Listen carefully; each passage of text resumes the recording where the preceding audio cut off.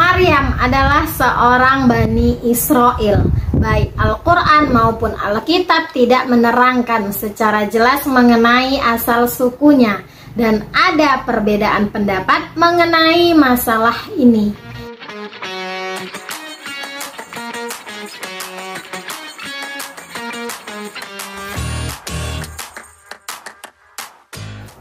Halo, assalamualaikum. Kembali lagi bersama Ayu Hardianti. Hari ini kita bakalan bahas kisah tentang Maryam yang merupakan ibunda dari Nabi Isa alaihi salam. Pertama-tama, kisah ini sumbernya berasal dari internet. Jadi mohon maaf jika ada kesalahan dalam penyebutan nama, gelar, tempat, dan lain sebagainya. Terima kasih juga yang telah menyaksikan video ini sampai habis, terutama yang sudah subscribe, like, komen, dan juga membagikan video ini. Baiklah, langsung saja kita masuk ke ceritanya. Selamat menyaksikan. Maryam adalah tokoh dalam Al-Quran dan Alkitab. Tradisi Islam meyakini Maryam mengandung Nabi Isa secara mukjizat, yakni dalam keadaan perawan dan tanpa campur tangan laki-laki. Sosok ini dipandang sebagai tokoh yang sama dengan Maria atau Ibu Yesus Kristus dalam Alkitab. Maryam termasuk tokoh yang dihormati dalam tradisi Islam. Dia adalah satu-satunya perempuan yang namanya disebutkan dalam Al-Quran dan termasuk orang yang namanya dijadikan nama surat. Riwayat hadis menyebutkan bahwa Maryam termasuk salah satu dari 4 perempuan terbaik sepanjang masa. Nama Maryam disebutkan dalam Al-Quran atau kitab suci agama Islam sebanyak 34 kali, menjadikannya sebagai satu-satunya perempuan yang namanya disebutkan dalam Al-Quran dan manusia yang namanya disebutkan terbanyak keempat. Dia juga satu-satunya perempuan yang namanya dijadikan nama surat dalam Al-Quran, yakni surat ke-19.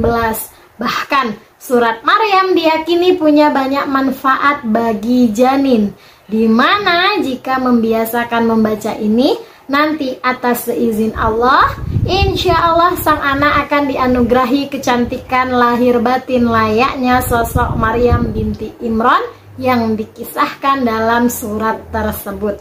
Surat ketiga dinamai Ali Imran atau keluarga Imran yang merupakan keluarga Maryam. Kisahnya disebutkan dalam surat Ali Imran ayat 42 sampai 48 dan surat Maryam ayat 16 sampai 34. Al-Quran menyebutkan bahwa istri Imran bernazar anak yang dikandungnya akan menjadi abdi Allah. Dia melahirkan anak perempuan yang dinamai Maryam. Nabi Zakaria kemudian menjadi wali dan pemelihara Maryam. Para ulama memberikan keterangan tambahan terkait ayat tersebut. Disebutkan bahwa Imran dan istrinya bernama Hannah dalam sebagian tradisi sudah berusia lanjut. Saat melihat burung yang memberi makan anaknya, dia berkeinginan memiliki anak dan berdoa pada Allah agar mengabulkan permohonannya. Hannah kemudian mengandung dan dia menazarkan anaknya untuk menjadi abdi di Baitul Maqdis. Namun saat melahirkan, ternyata dia melahirkan anak perempuan. Padahal hanya anak laki-laki yang bisa menjadi abdi. Namun Allah menerima nazar Hannah dan dia menamai anaknya Maryam. Ja'far As-Shadiq memberikan keterangan bahwa Allah mewahyukan pada Imran bahwa dia akan dikaruniai keturunan laki-laki yang dapat menyembuhkan orang buta dan membangkitkan orang mati dengan izin Allah. Saat Imran mengabarkan hal tersebut, Hannah mengira bahwa bayi yang dikandungnya adalah laki-laki, sehingga dia menazarkan bayi tersebut untuk menjadi abdi di Baitul Maqdis. Ternyata Hannah melahirkan anak perempuan. Hana berkata, "Ya Rob, aku telah melahirkan anak perempuan." Saat Maryam akhirnya melahirkan Isa, janji Allah pada Imran terpenuhi. Dalam riwayat hadis disebutkan bahwa setiap bayi yang dilahirkan pasti akan menangis karena disentuh setan, kecuali Maryam dan putranya. Setelah disapih, Hana menyerahkan Maryam ke Baitul Maqdis. Nabi Zakaria menghendaki agar dia menjadi wali Maryam karena istrinya Elisheba adalah saudari Hana. Sebagian pendapat menyebutkan bahwa Hana adalah bibi Elisheba dari pihak ibu. Alkitab menyebutkan bahwa Nabi Zakaria merupakan seorang imam atau pendeta. Dalam Yahudi, imam diantaranya bertugas menjadi pelayan di Baitul Maqdis dan mengadakan ibadah kurban harian dan hari besar keagamaan. Para imam yang lain juga menginginkan hak asuh atas Maryam sehingga diadakanlah undian. Nabi Zakaria dan para imam yang lain mengumpulkan pena mereka masing-masing di sebuah wadah. Kemudian menyuruh seorang anak kecil mengambil salah satu pena. Ternyata pena Nabi Zakaria yang diambil. Namun masih ada ketidakpuasan sehingga diadakan undian ulang dengan melemparkan pena mereka ke sungai. Pemilik dari pena yang tidak terbawa arus sungai akan menjadi pengasuh Maryam. Setelah pena mereka dilemparkan, semua pena hanyut kecuali pena milik Nabi Zakaria. Masih ada ketidakpuasan dan diadakan undian ulang. Pemilik dari pena yang terbawa arus sungai akan menjadi pengasuh Maryam. Setelah pena mereka dilemparkan, hanya pena Nabi Zakaria yang hanyut. Nabi Zakaria kemudian ditetapkan sebagai wali Maryam. Baitul Maqdis adalah suatu area yang sangat suci bagi masyarakat sekitar dan hanya boleh dimasuki laki-laki. Sosok Maryam yang kuat tercermin pada kemampuannya bertahan hidup di dalam Baitul Maqdis dengan pekerjaan kasar seperti mengangkat kendi, mengisi air, membersihkan Baitul Maqdis, menyiapkan makan dan kebutuhan para agamawan. Menjadi yatim piatu di usia 6 tahun menjadikan Maryam memiliki keikhlasan dan ketegaran hati yang begitu mengakar di dalam jiwanya dalam menjalankan setiap hari demi hari kehidupannya dengan ibadah. Pagi harinya dia gunakan untuk berpuasa dan bertasbih pada malam hari sampai datang waktu pagi lagi.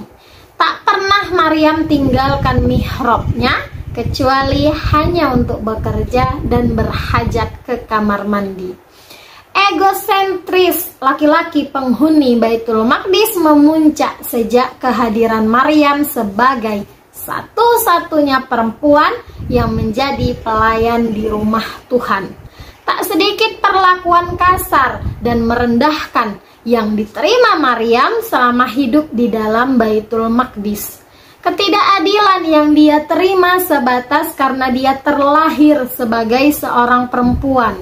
Kaum perempuan dilemahkan dan dianggap mustahil mampu mengerjakan pekerjaan mereka dengan alasan lemah secara fisik dan mental sesuai kodratnya.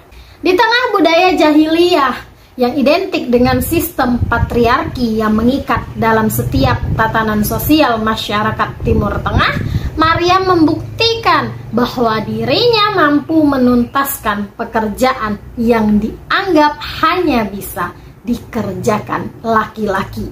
Sebagaimana tersebut dalam sejarah bahwa pada zaman pra-Islam, orang Arab merasa malu jika istrinya melahirkan seorang anak perempuan.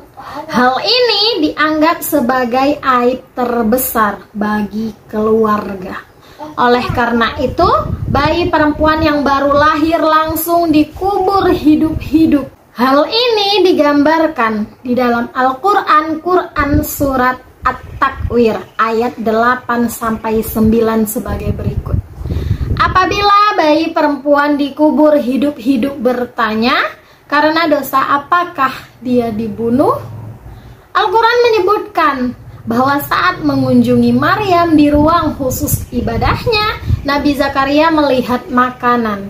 Saat ditanya asal makanan ini, Maryam menjawab bahwa itu dari Allah. Kemudian Nabi Zakaria berdoa agar juga dikaruniai keturunan. Setelahnya Allah mengabulkan doa Nabi Zakaria dan Eliseba mengandung seorang putra yang bernama Nabi Yahya. Para ulama menjelaskan bahwa Maryam mendapatkan buah-buahan yang bukan musimnya sebagai bentuk mukjizat. Nabi Zakaria yang melihat kesolehan Maryam dan karunia Allah yang dikaruniakan padanya menjadi ingin memiliki keturunan sendiri agar anak tersebut bisa menjadi penerus spiritualnya dan melanjutkan tugasnya membimbing Bani Israel. Seperti sudah disebutkan bahwa Al-Quran dan keterangan para ulama menyebutkan bahwa Maryam keluar dari Baitul Maqdis ketika haid atau ada keperluan. Saat Maryam mengasingkan diri dari keluarganya ke sebelah timur, seorang laki-laki mendatanginya. Maryam yang sangat menjaga diri dari lelaki asing kemudian mengatakan, "Sungguh aku berlindung kepada Tuhan yang Maha Pengasih terhadapmu jika engkau orang yang bertakwa." Laki-laki yang ternyata adalah jelmaan malaikat Jibril tersebut mengabarkan bahwa Maryam akan memiliki seorang putra. Maryam terheran-heran lantaran dia belum bersuami, juga menyatakan bahwa dirinya bukan pezina. Malaikat Jibril menyebutkan bahwa hal itu mudah bagi Allah dan sudah menjadi ketetapannya. Diriwayatkan dalam beberapa kisah saat mengandung Nabi Isa, Maryam masih berusia 13 tahun. Saat kehamilan Maryam semakin membesar, orang pertama yang mengetahui adalah Yusuf bin Yakub An-Najjar, seorang ahli ibadah Bani Israel. Yusuf sempat terkejut karena dia mengetahui bahwa Maryam merupakan gadis yang taat ibadah dan sangat menjaga kesuciannya. Al-Quran menjelaskan bahwa saat merasa sakit karena melahirkan, Maryam bersandar pada pohon kurma dan berujar, "Wahai, betapa baiknya aku mati sebelum ini dan aku menjadi seorang yang tidak diperhatikan dan dilupakan." Kemudian ada yang menyeru Maryam dari tempat yang rendah, mengatakan agar dia tidak bersedih dan Allah telah menjadikan anak sungai mengalir di bawahnya. Maryam juga diminta menggoyang-goyangkan pangkal pohon kurma supaya buah kurma akan jatuh pada Maryam. Maryam juga diperintahkan untuk tidak berbicara pada siapapun pada hari ini. Terkait sosok yang menyeru Maryam, sebagian penafsir menyebutkan bahwa dia adalah malaikat Jibril, sedangkan tafsiran lain menyebutkan bahwa dia adalah Nabi Isa. Diterangkan dalam Al-Quran bahwa saat Maryam kembali dengan menggendong Nabi Isa, kaumnya mencelanya, menyatakan bahwa dia telah melakukan sesuatu yang sangat mungkar. Mereka juga menyatakan, "Hai saudari Harun, ayahmu bukanlah seorang yang buruk perangai dan ibumu bukan seorang pezina." Namun Maryam tidak menjawab cercaan mereka dan memberi isyarat pada bayinya. Kaumnya terheran-heran karena diminta bicara dengan seorang bayi. Namun Nabi Isa yang masih bayi berbicara pada mereka, menjelaskan bahwa dirinya adalah hamba Allah yang diangkat sebagai nabi, dianugerahi kitab dan diberkahi oleh Allah. Terdapat beberapa pendapat mengenai makna saudari Harun. Sebagian menyatakan bahwa Harun di sini adalah Nabi Harun, saudara Nabi Musa.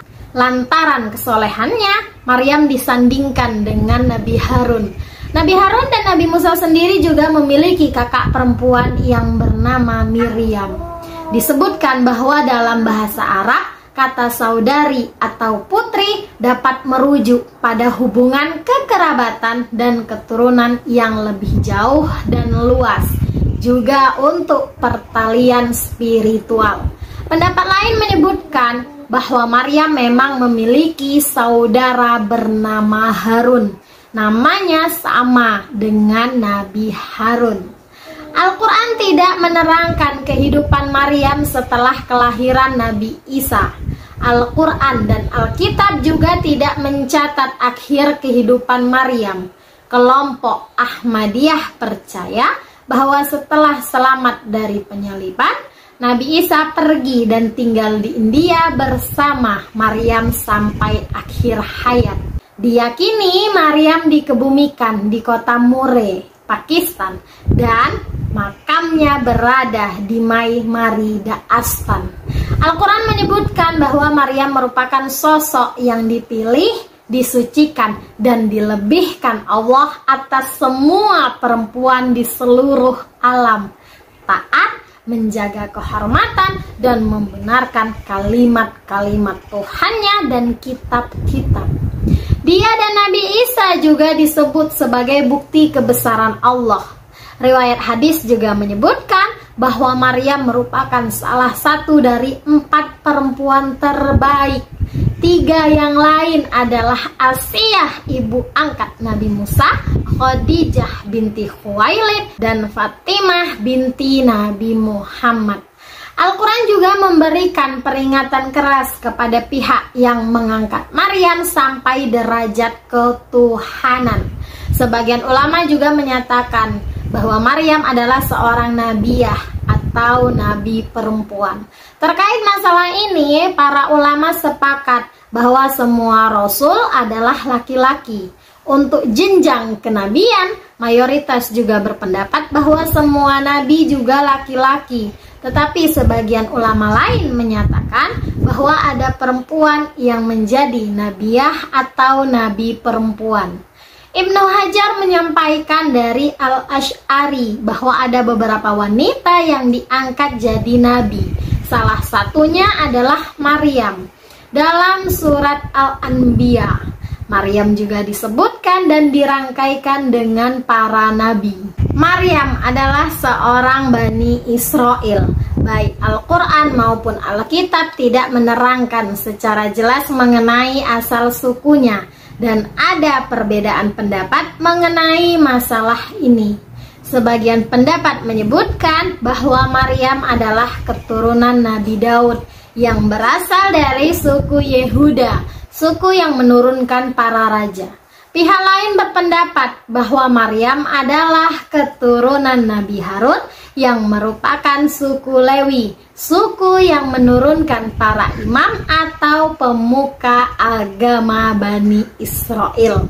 Sebagai catatan, penentuan asal suku seseorang didasari atas silsilahnya dari garis ayah. Al-Quran menyebutkan bahwa ayah Maryam adalah Imron. Ja'far As-Shadiq menyatakan bahwa Imron adalah seorang nabi. Sebagian ulama muslim terdahulu seperti Muhammad bin Ishaq dan Abul Qasim bin As-Sakir juga menyebutkan silsilah Maryam. Kedua silsilah tersebut dimulai dari Imron dan berujung pada Nabi Sulaiman bin Nabi Daud. Tapi ada perbedaan nama dan jumlah orang di antara kedua versi ini.